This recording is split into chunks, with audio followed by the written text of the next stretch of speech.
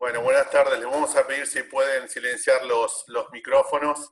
Esto ya casi es de rutina. Me alegro ver a la Tana ahí, gran persona. Después, hola Tana, ¿cómo estás? Es una alegría que estés aquí. Ya vamos a estar charlando. Hoy tenemos muchos invitados. El grupo de estudios sobre rugby que empezó hace 5 meses. Bueno, está Billy, veo un montón de gente y a otros. Siempre es ingrato saludar a unos sí, a otros no, pero primero agradecerles, sí, que se hayan sumado, luego mostrarles simplemente 2 minutos algo de lo que estamos haciendo y luego presentar, por supuesto, a Javier, que es la persona importante en el día de hoy, junto con, bueno, muy poquitos, casi no conozco, pero bueno, mi nombre es Juan Casacruz, junto con Darío Saluzzi, Pablo Martínez y casi ya 29 personas. Estamos trabajando una vez por semana de forma gratuita en lo que hemos denominado el grupo de estudios sobre rugby en América. Ha pasado muy poquito tiempo, apenas van 5 meses de trabajo, pero nosotros podemos compartirles un blog. En general nos comunicamos por la red de Instagram y hay un canal de YouTube que los invitamos a visitar porque todo lo que está pasando y lo que ha pasado queda ahí registrado, así que justamente esta es una cuestión abierta y como les decía hoy, tenemos reuniones semanales donde intercambiamos material y justamente el grupo de estudios, que no son todos profes, sino que hay un montón de gente que se suma a compartir, a debatir y tratar de aprender, bueno, ahí empieza a sumar. En julio hicimos el primer simposio virtual con 10 conferencias, la verdad fue un éxito muy, muy grande. Después, por suerte, otros lo pudieron replicar y bueno, y fueron tomando ese lugar. Todo esto está, como les decía hoy, en el canal de YouTube. Y hemos tenido bastantes webinars hasta ahora, como, bueno, José Rufino hablando sobre praxeología del rugby, Juana Anaya desde España con la formación de las primeras líneas, el doctor Germán Traglia desde Uruguay con el eje de primeras líneas, Eduardo Méndez y todo un grupo con respecto al tema de análisis de video, y también el eje de rugby femenino trabajando con Ale Bentancur desde Colombia y de todas las chicas que participan del grupo. Hoy vamos a recibir a Javier Villa, quien es especialista en psicología del deporte, es docente de la Cátedra de Psicología Aplicada al Deporte de la UBA y ha participado como asesor y como colaborador en los distintos centros de formación de la URBA, de la Unión de Rugby de Buenos Aires. Esto lo tengo que decir así porque también tenemos amigos de distintos lugares de América. En viernes por medio que seguimos estudiando y juntándonos, ya tenemos comprometida la participación de José Arias, quien está con el seleccionado argentino de Seven universitario. Luego las chicas también, con Yamila Otero, quien está jugando en la selección argentina de rugby, en las Pumas. Después está Santi Gómez Cora y finalmente con Sherman, que muchos lo conocen desde Europa, va a estar cerrando. Así que están todos invitados a poder participar de estos espacios que nosotros nos tomamos simplemente 2 minutos antes de que hable Javier, porque queríamos también contarles, a mí particularmente me da un orgullo muy grande de que haya tanta gente que esté siempre sumando y de esa forma estamos aprendiendo y creciendo todos, ¿sí? Así que agradecerles la presencia de ustedes, estos 2 minutos, darle, está Javier, lo veo, ahora le voy a dar el ok para que él pueda avanzar. Nos vamos a estar manejando con un primer Zoom de aproximadamente, creo que quedan 38, 37 minutos, y luego se va a cortar, le vamos a estar poniendo en el chat una nueva reconexión para toda la parte de preguntas, inquietudes, consultas, etcétera, ¿sí? Así que Javier, muchísimas gracias por tu tiempo, gracias por sumarte, es un orgullo para mí, sé que haces investigación, que sos parte de un grupo de investigación también de la UBA, de la Universidad de Buenos Aires, así que bueno, bienvenido, así que te comparto pantalla, no sé cómo querés manejarte, es todo tu espacio. Vale. Buenísimo. Bueno, primero empezar agradeciéndote. Sí, tengo armadita ahí una presentación para compartir, que ahora la comparto, pero bueno, arranquemos con lo que corresponde hacer, que es esto de agradecer. Obviamente que en principio a vos, que el que me convocó, y contarle a la gente que está acá que, bueno, esto no lo charlamos en la semana, Juan, pero me acuerdo de haber compartido algún espacio hace unos cuantos años con vos en La Plata, con lo que era la semana de rugby, que ahí nos habían invitado a los dos y ahí yo te vi, o sea, ya conocía tu trayectoria, pero ahí te vi por primera vez, que me acuerdo que hablabas del rol del entrenador y demás. Así que decirles que por supuesto para mí es una alegría enorme estar acá, pero sobre todo por lo que implica el espacio. Ya el nombre por sí mismo da mucho que decir en cuanto a la importancia de compartir conocimientos con gente que comparte la misma pasión que nosotros, ¿sí? Y esto de hablar de pasiones, no me refiero tanto al juego, ¿no? A ser apasionado por el juego, sino a generar espacios para debatir, para producir conocimientos que realmente aumenten el campo de conocimiento de todo lo que tiene que ver, no solo con el juego, sino con la conducta de las personas que están involucradas en este deporte. Y por supuesto que, bueno, que hoy a mí como psicólogo del deporte me toca hablar desde una disciplina que tiene más de 50 años de tradición académica, que justamente el objeto de estudio es la conducta de las personas en el contexto del deporte y el ejercicio físico, lo que implica la conducta del entrenador, lo que implica la conducta del jugador, de árbitros, de espectadores, de familiares y demás. Así que bueno, nada, por supuesto hacer esta pequeña aclaración y cuando me des la posibilidad comparto el Ya Power. te comparto, te voy a pedir que hables despacio. Está presente Bien. Ciaya do Brasil. Obrigado por presenciar nuestro conversatorio. Así que vamos a hablar lo más despacio posible. Bien. Listo. Ahí estamos. Adelante. Genial.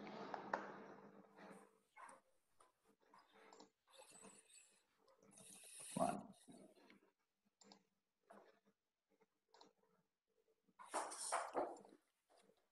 Ahí estamos. Bueno, de vuelta, buenas tardes a todos y todas. El tema de la charla de hoy, este webinar, lo estuvimos hablando. Juan, ¿querés que te pase de vuelta como host? Porque me salen todas las personas que quieren ser admitidas y demás. Sí, no tengo problema. No sé si vos podés pasar igual la presentación, Javier. Ah, ok. A ver, me fijo desde acá, a ver qué puedo hacer. Si no, avanzá tranquilo y bueno, quien no se ha podido sumar luego lo verá de forma grabada, así que podés enfocar. Buenísimo. Bien. Juan, si lo podés, lo tenés que, puede ser vos el hospedador, diríamos, y a él lo podés habilitar. Te vas a la flechita verde donde dice compartir pantalla y ahí te va a decir que que ahí lo autorizás. Y vos igual seguís siendo el que autorizás a la gente.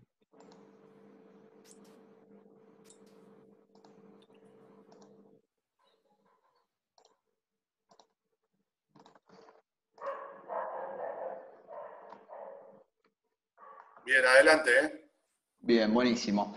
El tema de hoy tiene que ver con el entrenador de jóvenes deportistas. ¿Por qué circunscribir un tema que podría ser tan amplio y la verdad que dedicarnos a hablar de la psicología del entrenador en general? Bueno, básicamente los distintos estudios, investigaciones del campo de la psicología del deporte a lo largo de los han dado cuenta del papel crucial que tiene el entrenador justamente en lo que es el desarrollo de los deportistas, de los y las deportistas. Se han encontrado distintas cuestiones que hacen el estudio justamente de la conducta del entrenador y por el papel en cuanto a su rol de formador, ¿no? Como educador, por el impacto que tiene en el posterior desarrollo del deportista como persona y como atleta, hoy nos vamos a referir específicamente a esta etapa evolutiva. Hay algunos micrófonos que escucho están encendidos. Bien. Sí, por favor, les estamos solicitando si pueden, si no los podés mutear desde ahí, Javi. Dale, buenísimo. Bien. Bueno, como les decía, cuando hablamos de jóvenes deportistas nos vamos a referir a entrenadores de niños y de adolescentes. Y me voy a centrar un poco más en lo que es el clima motivacional, que la verdad que hay muchísimo escrito, muchísimo publicado, y el clima motivacional tiene que ver más que nada con las interacciones que genera el entrenador con sus deportistas y cómo esto impacta en la forma de pensar, de sentir y de actuar de cada jugador. Bien, para empezar a contextualizar la presentación de hoy, quiero hablar de algo de lo que todos y todas las que estamos acá ya conocemos bastante, que es las características del deporte. ¿Por qué me voy a remitir a esto? Voy a hacer una breve introducción, porque lo que es el trabajo de preparación lógica es bien específico en función de cada deporte, ¿sí? De la misma manera que la preparación física va variando de deporte a deporte en función de los requerimientos que tiene, bueno, el trabajo de preparación psicológica también va en esa misma línea. Entonces, la verdad que, ¿qué características tiene el rugby? Bueno, a ver, por las características que tiene, lo distinguen de otros deportes de equipo, básicamente porque a lo largo del juego se dan distintas situaciones de contacto-colisión que implican un nivel de preparación física que permita al jugador o a la jugadora estar lo suficientemente apto para rendir de manera adecuada y, por supuesto, que evitar lesiones. Con respecto a la evolución del juego en los últimos años, bueno, hay estudios que dan cuenta de justamente, ¿no?, cómo se han reducido los tiempos que estaban dedicados a la toma de decisiones durante el juego, y eso también tiene una serie de demandas psicológicas que implican un entrenamiento específico. Con respecto a las habilidades psicológicas del jugador o jugadora de rugby, bueno, hay muchas que son básicas, que están presentes obviamente en cualquier situación en la que haya un ser humano bajo rendimiento, puede ser en el ámbito académico, en el ámbito laboral o el deportivo, y ahí tienen algunos trabajitos que han publicado, sobre todo Hodge, que es una persona a quien sigo mucho, un psicólogo del deporte neozelandés, que tiene muchas publicaciones vinculadas a lo que es rugby, así que bueno, esto solamente para mencionarlo. Y cuando él estaba dando los últimos retoques a la presentación, dije, lo voy a decir. ¿Sí? Esto que tengo en mi cabeza lo voy a decir. A ver, nosotros generalmente tenemos la tendencia a copiar lo que hacen otros. Viene un entrenador reconocido y nos dice hay que hacer esto y nosotros decimos, bueno, como es un gran entrenador y él lo hace, y bueno, hagámoslo nosotros también. Y siempre yo uso esta frase de Wayne Smith para dar cuenta de la importancia de la preparación psicológica en el rugby, pero hoy quiero desligarme un poquito del papel o del lugar que tiene Wayne Smith y decirles lo siguiente. A ver, la preparación mental no es importante porque lo hagan los All Blacks. ¿Sí? La preparación mental es importante porque hay todo un campo de investigación detrás que ha dado cuenta de que las destrezas psicológicas tienen un impacto en el rendimiento del deportista. Ahora, los All Blacks como equipo profesional, como un equipo de élite, de rugby de élite, lo han implementado hace unos cuantos años y de hecho lo ponen como un desarrollo prioritario. ¿Por qué? No porque la parte física no sea importante. De hecho, el rugby tiene un componente físico muy importante. Pero ¿qué pasa acá? Para que un jugador o jugadora haga la preparación física, necesita compromiso y adherencia, ¿sí? Que son dos variables que están vinculadas a la motivación. Para que un deportista cumpla con todo lo que tiene que ver con el descanso y la alimentación, también tiene que tener la motivación y el compromiso para hacerlo. Entonces, fíjense cómo el componente psicológico empieza a intervenir en las otras patas del rendimiento deportivo. Por eso es que los All Blacks dicen, necesitamos que nuestros jugadores tengan destrezas psicológicas altamente entrenadas, ¿sí? Entonces, les quería marcar un poco esto, aprovechando el espacio, sabiendo un poco cuál es el objetivo del grupo, para también empezar a consumir material en función de la mejor evidencia disponible y no solamente de quienes lo dicen, porque la verdad que en ciencia esa frase de yo lo hago porque a mi tía le funciona, la verdad que acá mucho no es algo que se aplique. No significa que lo que a tu tía le funcionaba mañana no sea un descubrimiento científico que sirva, bueno, pero hoy la verdad es que en el campo de la investigación, aún en el de las ciencias sociales, que siempre por ahí se piensa como que, pero ciencias sociales no es una ciencia dura. Bueno, hay estudios empíricos que demuestran que la variable A interviene sobre la B y produce un resultado. Entonces, si nosotros podemos determinar eso, listo, ciencia. Y en este campo particular de la psicología, ¿sí?, que tiene un enfoque experimental, ¿sí?, es científico, nosotros tratamos de hacer ese tipo de estudios y demás. Así que bueno, con este pequeño preámbulo ya paso ahí está, a hablarles del rol del entrenador. Brevemente, porque, insisto, todos estos temas ustedes seguramente ya los han estudiado, los han visto, pero si me siguen en detalle van a ver que todo va a ir apuntando a lo mismo. A ver, siempre se habla de los beneficios del deporte. Pero el tema es que el rugby, como cualquier deporte, solamente aporta beneficios si existe un liderazgo adulto cualificado, es decir, si las personas encargadas de su enseñanza tienen la preparación suficiente para generar lo que se supone que el deporte debe generar. Los estudios lo que han marcado, o sea, este es el punto. La psicología del deporte estudió la relación entrenador-deportista y ha determinado que para que el entrenador tenga éxito en su tarea de entrenar se requieren ciertas habilidades psicológicas básicas, que las vamos a ver en un ratito. Pero bueno, básicamente es esto, ¿no? Entender que entrenar es mucho más que poseer un conocimiento, que transmitirlo, ¿sí? Es generar las condiciones para que eso suceda. Por eso yo tomo esta frase de Paulo Freire, que está vinculada justamente a enseñar, que bueno, a ver, la tarea del entrenador es justamente enseñar. Y yo esto lo planteo a cualquier edad, no solamente en la infancia, no solamente en la adolescencia, con deportistas adultos, el entrenador sigue teniendo un rol de educador. Lo que van cambiando son los objetivos que van abordando, o la primacía de el objetivo centrado en el dominio de una habilidad o centrado más en la competencia. Esas cosas sí van cambiando en función de las edades. Pero siempre el entrenador se pone desde el rol de educador. Y acá viene lo que les decía hace un ratito. Bueno, a ver, que para poder cumplir con este objetivo, porque el entrenador puede facilitar o perjudicar el desarrollo de la persona. Blasquez Sánchez, ¿sí? Que quizás más de uno de ustedes lo habrá leído en algún momento, él ha dicho, porque tiene algunos textos vinculados a lo que es la iniciación deportiva, que todo lo que hagamos en la edad de iniciación va a tener consecuencias importantes para el deportista a futuro como jugador y como persona. Es decir, nada de lo que hagamos es sin consecuencias. Una pequeña palabra, una pequeña mirada, todo va a tener consecuencias en el accionar del jugador, en cómo siente, en cómo piensa y en lo que hace. Entonces, creo que es importante tomar conciencia de que desde el lugar de entrenador, sea cualquier persona que esté parado frente a otra, y va a ejercer una influencia importantísima. Entonces tenemos que ser conscientes y responsables de eso. Y por supuesto que el entrenador maneja herramientas psicológicas.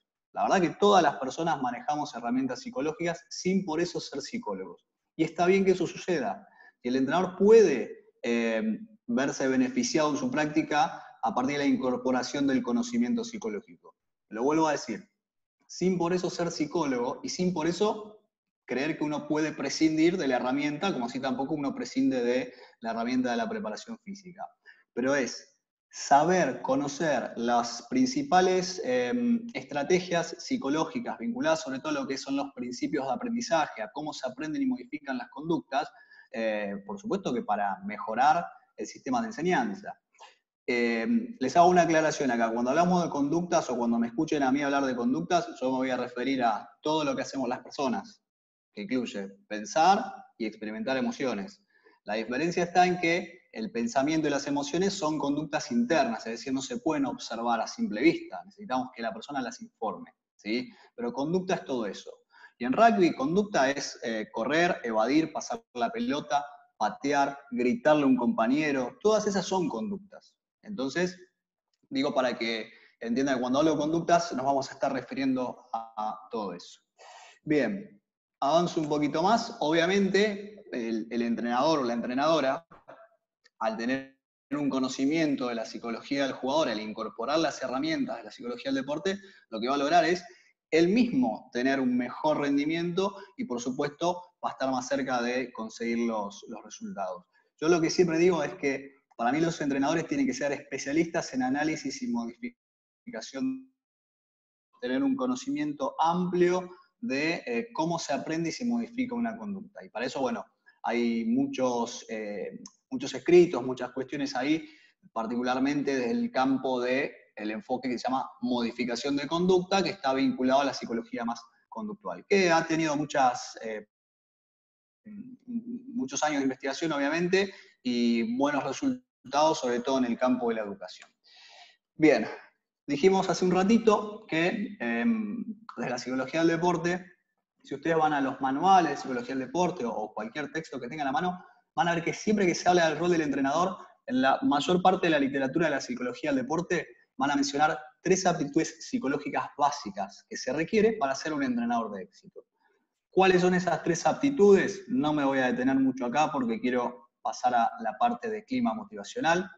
Bueno, las 3 aptitudes son la motivación, el liderazgo y la comunicación. Es decir, la habilidad de cada uno de los entrenadores o entrenadoras para motivar al deportista, la habilidad para liderar y la habilidad para comunicar. Cuando un entrenador, ¿sí? Por ejemplo, en un ejercicio de pase, el deportista o la deportista realiza bien el movimiento y le dice, muy bien, María, que estás evolucionando con el pase, esa felicitación se conoce como reforzador. Es un reforzador social, ¿sí? Cuando felicitamos a alguien, lo aplaudimos, le hacemos así para arriba con el pulgar, lo estamos felicitando. ¿Ante qué? Ante algo que acaba de hacer bien. Ese reforzamiento de esa conducta que está bien ejecutada tiene un impacto positivo en la motivación. Es decir, si el entrenador utiliza esa herramienta, lo que está haciendo es motivar a su deportista.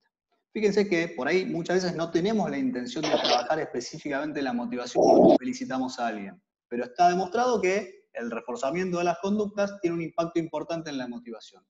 ¿Con esto a qué voy? A que muchas de las cosas que hacemos no las hacemos conscientemente, y cuando hablamos de motivar a veces creemos que, no sé, que tenemos que usar técnicas que, no sé, japonesas de motivación, como hay una publicidad hace muchos años, decía, bueno, técnicas japonesas de motivación, y hacemos charlas y demás. Y hay cosas que son más simples, y yo siempre digo lo mismo, son simples y son económicas. ¿En qué sentido? Que no requieren de una inversión, es decir, de contratar a nadie ni de tener recursos, y también económicas en cuanto a su uso, porque es detectar que algo se hizo bien y felicitarlo, ¿sí? ¿Cuándo? ¿Al final del entrenamiento? No, inmediatamente después de haberlo hecho. Ustedes miran, pero Javier, no puedo estar todo el entrenamiento cortando el entrenamiento para felicitar. No, no, es cierto. O sea, en la planificación uno tiene que tener en cuenta de armar un bloque en donde los ejercicios están destinados para poder hacer ese trabajo de reforzamiento en el momento, y después hay otros bloques en donde se utilizan otras técnicas que no cortan con la dinámica. Bien, bueno, cuando ponemos objetivos y hacemos lo necesario para que las personas lo cumplan, ahí tenemos conductas de liderazgo. Y cuando le preguntamos a un jugador, por ejemplo, ¿no? Mismo ejercicio de pase, y le decimos, Juancito, ¿viste cómo estaban tus manos? Bueno, con esa pregunta lo que estamos haciendo es trabajar esta habilidad, la habilidad de comunicación. Voluntariamente el entrenador realiza una pregunta en busca de un objetivo. ¿Cuál es el objetivo? Dirigir la atención del jugador hacia algo que es relevante. ¿Qué es relevante? Que se dé cuenta, ¿sí? ¿Cómo estaban sus manos? ¿Por qué es relevante? Porque las conductas se aprenden por asociación. Si yo me doy cuenta que cómo estaban mis manos cuando realicé el pase, y eso está bien, yo ayudo con esa pregunta al deportista a conectar una conducta con una consecuencia favorable, es decir, la posición de mis manos con el pase bien realizado. Bien, ahí les mencioné en ejemplos cómo se ven conductas cada una de estas habilidades. Por supuesto que hay muchas más, ¿sí? Bien. Ok, acá estamos. Si hablamos de aptitudes psicológicas básicas, yo no quería dejar de mencionarles lo que hace a la filosofía del entrenador, a este concepto que se conoce como filosofía del entrenador. La filosofía ya nos suena algo como muy abstracto, hasta a veces decimos, che, Javier, pero no sé, dame cosas concretas, yo soy entrenador de rugby. Bueno, esperen. Es un constructo también elaborado de la psicología, ahí yo le puse el nombre de 2 autores que han desarrollado mucho sobre esto. Les aclaro también que al final de la presentación tengo ahí algunos artículos para compartirles. Pero bueno, ¿qué es la filosofía del entrenador? Básicamente la concepción que cada entrenador tiene sobre qué es el deporte, cómo se entrena, cómo se dirige un grupo, cómo aprende un jugador. ¿Por qué se los menciono esto acá? Si la charla tenía que ver con el entrenador de jóvenes, y con clima motivacional, porque el estilo que adopte el entrenador, en base a lo que él cree que debe ser un entrenamiento, va a impactar en su forma de motivar, en su forma de liderar, en su forma de comunicar. Y eso va a tener impacto, como les dije al principio, en cómo piensa un deportista, en lo que siente y en lo que hace. En definitiva, va a tener impacto en su motivación. Ustedes háganse la idea que esta filosofía es como una especie de un par de anteojos que uno se pone que nos permiten ver la realidad de determinada manera. Es decir, si yo creo que los jugadores tendrían que tener el objetivo de ganar y tienen que jugar al rugby para ganar y no para hacer un rugby social, esa creencia que tengo va a impactar en cómo planifico los entrenamientos, en las cosas que les digo, cómo se las digo, básicamente en todo lo que hago. Acá yo no estoy haciendo juicio de valor, no dije que sea ni bueno ni malo esa forma de ser. Simplemente digo que eso que yo creo va a impactar en lo que termino haciendo. Y por supuesto que si va a impactar en lo que termino haciendo, va a tener un impacto en básicamente dos estilos de entrenador que nosotros podemos categorizar, o por lo menos que desde la literatura de la psicología del deporte se ha categorizado, que son entrenadores centrados más en ganar y entrenadores centrados en el deportista. ¿Sí?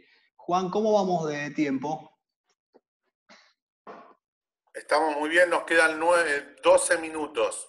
Bien, excelente. Bien, esto entonces se los menciono rápidamente, pero quiero que se graben esta imagen de los dos estilos de entrenador, porque esto es en base a una teoría de la motivación, que es la teoría de la motivación del logro, que plantea que básicamente los deportistas se mueven por dos objetivos, por mejorar o por competir, ¿sí? Pueden coincidir los dos.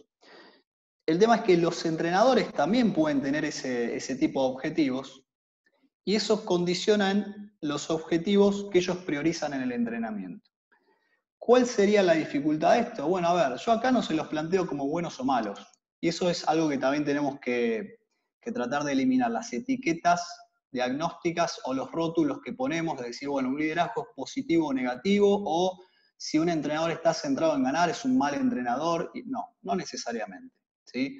Todas las personas en alguna medida tienen el deseo de ganar. Las personas que participamos del deporte nos gusta la idea de ganar, porque por eso participamos muchos en deporte, pero no es lo único. Lo que sí tenemos que tener en cuenta es que un entrenador que está solamente centrado en ganar, si trabaja con divisiones infantiles, juveniles, puede perjudicar mucho la motivación, la autoconfianza y la autoestima del jugador. Y esto es clave, básicamente, ¿por qué? Y es clave porque justamente lo que nosotros necesitamos es que los jugadores persistan en la actividad deportiva, que aprendan, que se desarrollen. Si yo me centro solo en ganar, cuando no viene el resultado, la motivación puede caer. Y no solamente cae la motivación, sino que el deportista deja de percibir que tiene control sobre lo que hace, entonces al no percibirse competente, eso afecta a su autoconfianza, al bajar su autoconfianza baja su motivación, al bajar su autoconfianza aumenta la cuota de estrés y también ya nos empezamos a poner no solo en el terreno de la baja de rendimiento, sino en el terreno de la salud del jugador, del bienestar. Yo creo que esa es la pata que a veces no se termina de entender del para qué de los psicólogos del deporte, que trabajamos las dos patas. ¿Nos enfocamos al rendimiento? Por supuesto. Si trabajáramos en la elite, en la alta competencia, rendimiento, sí, por supuesto, pero no podemos descuidar lo que hace al bienestar. Y esto, obviamente, que está vinculado a cómo va a impactar esta forma de ver los entrenamientos, la motivación del deportista. Y ahí ya nos vamos a conectar también con lo que es el clima motivacional. Pero, como me gusta hacer aclaraciones, la idea también es que todos nos pongamos de acuerdo en qué entendemos por motivación.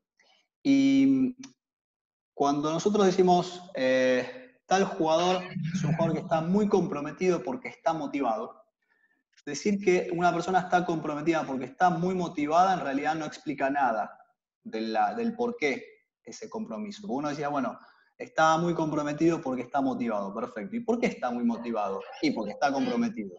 Entonces fíjense que es una explicación que termina cayendo en causas internas que no podemos observar, que no me dicen nada de qué variables son las que yo como entrenador puedo tocar o puedo interferir para realmente influir en esa conducta motivada del deportista. Entonces, la motivación no es algo que se vea, se infiere a través de conductas. ¿Qué conductas infieren motivación? Bueno, si yo llego temprano al entrenamiento, la cantidad de tiempo que le dedico al entrenamiento, si presto atención a los ejercicios, todas esas son observables de motivación. Es importante entender que la motivación no está ni adentro ni afuera de la persona, ¿sí? Sino que es un proceso. Como proceso, ¿qué es lo que determina lo que elegimos hacer las personas? La intensidad que le ponemos a eso que hacemos y la persistencia. ¿Bien? O sea, Esto es como cuando en septiembre, en época normal, la gente empieza a ir al gimnasio y después de 4 semanas deja de hacerlo. Bueno, eligió ir al gimnasio. Bien, motivación. Le puso mucho durante el primer mes, bien, buenísimo, intensidad, pero no persistió en el tiempo. Entonces también hay un tema de motivación. Y en este proceso van a influir variables sociales, como por ejemplo en este momento hablar de la pandemia es una variable social que incide en la motivación de muchos deportistas. Variables cognitivas, ¿sí? Si mi confianza, es decir, si yo creo que no tengo los recursos para hacer algo, es probable que mi motivación para hacerlo no sea alta.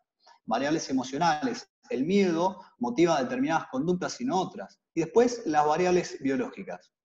Yo puedo ser una persona con muchas ganas de querer jugar al rugby, pero si biológicamente mi biotipo no me da para demasiado, quizás yo juegue, pero quizás no llegue a determinadas esferas. Entonces siempre tenemos que entender que la motivación se da en un contexto en donde hay variables que intervienen. ¿Por qué les Javi, doy esta? Sí. disculpa, quedan 5 minutos y después vamos a estar pasando a otro ID, ¿sí? Que ahí te Bien. lo estamos repitiendo para que estén todos, pero para que te ordenes y no se corte, que nosotros cortemos a Zoom y no Zoom a nosotros. Perfecto, perfecto, buenísimo. Gracias por la aclaración. Esto que les decía tiene que ver justamente con que si yo como entrenador conozco cuáles son las variables que están interviniendo en la motivación de mi jugador, bueno, voy a tener más posibilidades de intervenir. Y ahora sí, ya me meto en estos últimos 5 minutitos de Zoom con lo que es el clima motivacional. O sea, arrancamos de el entrenador como educador, su conducta, la influencia que tiene en la conducta del deportista y por ende en su motivación. Y todo esto da cuenta de lo que llamamos clima motivacional. Hay distintas publicaciones y la verdad que es uno de los temas más estudiados en psicología del deporte y en distintos deportes.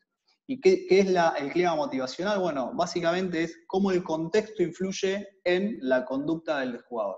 ¿Qué entendemos por contexto? Bueno, cómo está estructurado el entrenamiento y cómo se dan las relaciones entrenador-deportista. Lo que está estudiado es que según cómo se vincule el entrenador con el deportista, según qué objetivos prioricen el entrenamiento, va a impactar de una u otra manera en el jugador. Básicamente va a ser que el jugador esté más motivado por participar o esté menos motivado. Y acá este cuadrito me pareció muy piola bajárselos, es de Ames, que ha estudiado mucho el tema del clima motivacional vinculado a las metas, donde distingue que hay dos tipos de climas motivacionales, que si se acuerdan de la imagen de hace un ratito del entrenador, van a ver que coincide con el entrenador orientado a la competencia y el entrenador orientado a la tarea o a la maestría. Entonces, básicamente, si el clima motivacional está orientado al dominio de la habilidad, el éxito va a estar medido ¿por qué? Porque el jugador está mejorando sus destrezas. ¿Sí? Acá la palabra competencia no es competir con otros, sino tiene que ver con su destreza, con su habilidad. Generalmente es un contexto en donde se valora mucho más el aprendizaje y el esfuerzo, los errores son vistos como parte del aprendizaje, los atletas participan en la actividad por el interés de aprender habilidades nuevas y el entrenador como líder se va a focalizar más en el desarrollo y el aprendizaje. Y el clima motivacional orientado a la competencia, bueno, es lo opuesto, ¿sí? Acá lo importante es que yo me muestre superior a otros, ¿sí? Lo importante es competir y ganarle a otros. Lo que más se valora es el resultado y no tanto el aprendizaje. El error es visto como indicador de baja habilidad, bajo dominio de la habilidad, y el entrenador se enfoca más en el resultado, en la posición en el ranking, en las comparaciones. Esto es una descripción de los dos tipos de clima motivacional que existen, y acá lo importante es que los hallazgos de investigación, ¿qué es lo que dicen?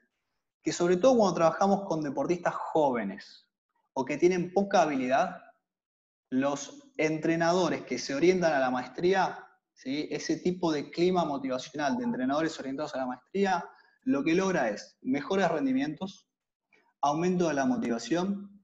El deportista suele elegir a ese entrenador para que lo siga entrenando. Esto es un dato importantísimo. Hay una investigación del año 79 que dice que en la postemporada mantuvieron el vínculo con el entrenador y con sus propios compañeros y que esos jugadores elegían ser entrenados por ese entrenador.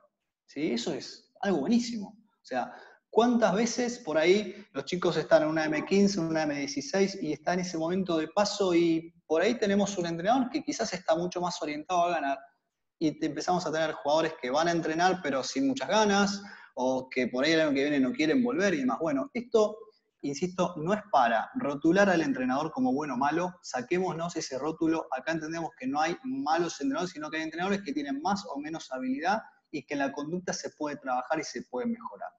Conocer qué es lo que motiva a cada jugador, conocer las características del clima motivacional y entender que uno del lugar de entrenador puede, con lo que hace, puede incidir en la conducta de su jugador, y eso es clave, ¿sí? Ahí tienen algunas referencias de algunos artículos que me parece interesantísimo que los puedan leer, particularmente, a ver, quiero correr acá porque no lo llego a ver bien, pero el de Allen y Hodge, que es una revisión, ese la verdad es buenísimo, sí, es buenísimo. Si no los tienen, después se los paso, pero bueno, la verdad que hay formas de descargarlos que es relativamente sencillo. Bueno, el de Hodge sobre lo que es el clima motivacional en equipos de elite, el estudio de los All Blacks, ese está muy bueno, pero hay una salvedad que hace Hodge que justamente es, ojo, porque esas recomendaciones que se dan en ese artículo es para deportistas de elite. ¿Sí? Entonces, por eso digo acá, vayamos al de Allen y Hodge, vayamos al de Smot y Smith, que fíjense que ellos trabajan sobre deportistas de entrenadores jóvenes, eso me parece interesantísimo. Y antes de que se corte, rapidito, muchas veces el foco lo ponemos en el jugador, y el jugador implica disposición psicológica, aptitudes psicológicas y demás.